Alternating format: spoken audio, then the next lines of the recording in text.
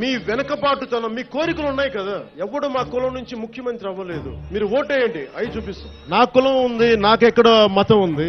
నా కూతురు క్రిస్టియన్ అబ్బా. కాపు, తెలగ, ఒంటరి బలిజలకి చెప్తున్నా, మీరు ముందుకొస్తే తప్ప ఈ రాష్ట్రంలో మార్పు రాదు. కనీసం ఆంధ్ర భావన ఎలాగో లేదు, కనీసం కులభావనను తెచ్చుకుని బాగు చేయండి రాష్ట్రాన్ని. ఎందుకంటే ఇది ఆడేది కొద్దిమంది రాజకీయ నాయకులు ఆడతారు. వాళ్ళు కూడా ఎక్కువ మంది ఆడేది కూడా హిందువులే.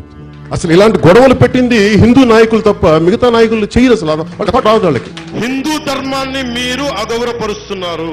అరే నేను హిందువుని, చాలా బలమైన హిందువు, నేను కూడా అది కూడా చెప్తున్నాను మీకు.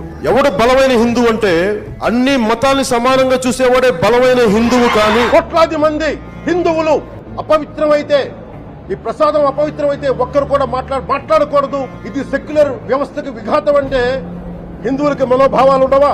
ముస్లింస్ ని, ఇస్లాం సమాజాన్ని చూసి నేర్చుకోండి. వాళ్ళు అల్లా అంటే ఆగిపోతారు. మనం గోవింద అన్నం ఆగం. మన దేశ దౌర్భాగ్యం మనం హైందవ ధర్మానికి మన గౌరవం ఇవ్వం.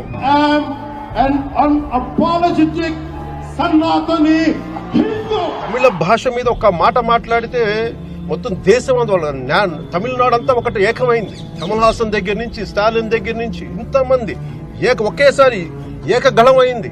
వాళ్ళ మధ్యలో భేదాభిప్రాయాలు ఉన్నప్పటికీ రాజకీయంగా మన దౌర్భాగ్యం, మన దురదృష్టం, మన రాజకీయ నాయకులకి తెలుగు భాష పట్ల ప్రేమ లేదు, తెలుగు సంస్కృతి పట్ల ప్రేమ లేదు. దీంట్లో కూడా పాడు రాజకీయాలు తీసుకొస్తారు. మీరు హిందీ మేము గౌరవిస్తాం, దక్షిణాది భాషను కూడా మీరు గౌరవించండి, మేము కోరుకుంటున్నాం. అది కేవలం ఓట్లకే దక్షిణాది వారా, మిగతా ఒకటి కాదా? ఆత్మగౌరవం లేదా మాకు? మన తమిళనాడులో హిందీ రాకూడదు అంటుంటే నాకు అనిపించింది మనసులో ఒకటే, అప్పుడు తమిళ సినిమాలను హిందీలోకి డబ్ చేయకండి. డబ్బులేమో హిందీ నుంచి కావాలి, ఉత్తరప్రదేశ్ నుంచి డబ్బులు కావాలి, బీహార్ నుంచి డబ్బులు కావాలి, ఛత్తీస్గఢ్ నుంచి డబ్బులు కావాలి, కానీ హిందీ మాకు వద్దంటే అది న్యాయం.